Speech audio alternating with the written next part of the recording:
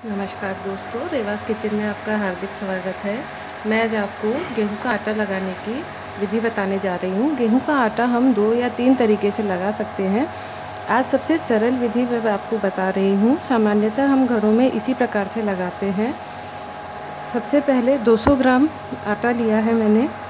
200 ग्राम आटे के अंदर आप पतले जो हम गेहूं के लोए लेते हैं उससे आप 11 से 12-13 रोटियां बना सकते हैं। ये उसके आकार पे निर्भर करेगा।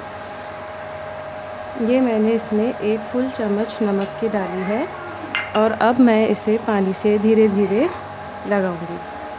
गेहूं की वैरायटी पर हमारा आटा निर्भर करता है कि इसमें कितना पानी लगेगा।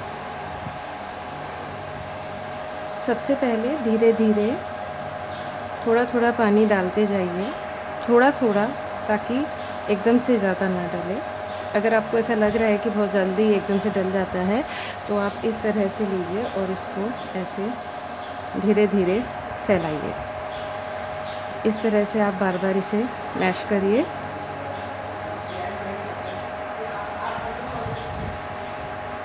दूसरी प्रकार में हम इसमें आटे से नाप के अनुसार घी या तेल का उपयोग करते हैं। उसे मोरन का आटा कहते हैं। अगर आप उसमें घी या तेल का यूज़ कर रहे हैं तो रोटी सॉफ्ट ज़रूर बनेगी, लेकिन वो खाने में और पचाने में आपको भारी लगेगी। तो हम ये जो एक तरीका यूज़ कर रहे हैं, इसमें आपको रोटी एकदम हल्की लगेगी, पच भी आसानी से जाएगी। इसे धीरे धीरे इस तरह से मुट्ठी से प्रेशर लगा लगा के आप धीरे धीरे करते जाइए। देखिए धीरे धीरे हमारा आटा बनने लगा है। अब सिर्फ ये वाला थोड़ा बहुत रहता है, ये और मैंने इसमें पानी ऐड किया है।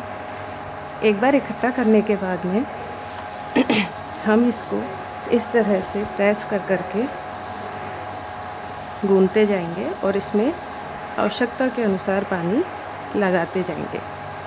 जब हम रोटी बना रहे होते हैं तो आटा नॉर्मल जो इसका हमें पानी के साथ रखना है वो बहुत अच्छे से पतला सा रखना है। अगर पूड़ी बनाना होता है तो हमें इसको थोड़ा टाइट रखना होता है। पूड़ी का आटा भी इसी प्रकार लगाया जाता है, बस वो थोड़ा टाइट होता है।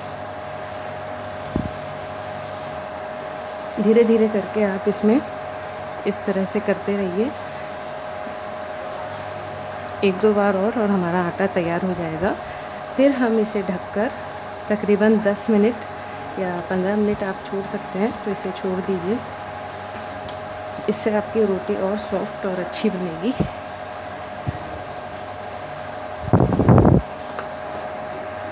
ये देखिए हमारा आटा तैयार हो गया है।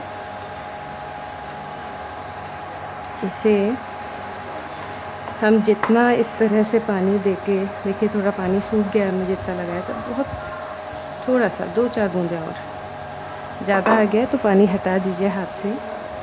इस तरह से आप लगा के और इसे 10 मिनट तक रहने दीजिए।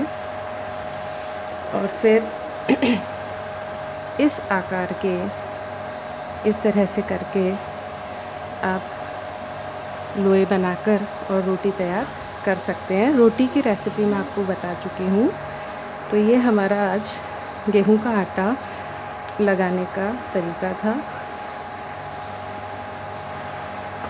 अगली बार मैं आपको गेहूं में घी डालकर, कितनी मात्रा में हमें घी डालना है, तो मोरन की रोटी हम कैसे बनाते हैं वो बताऊंगी।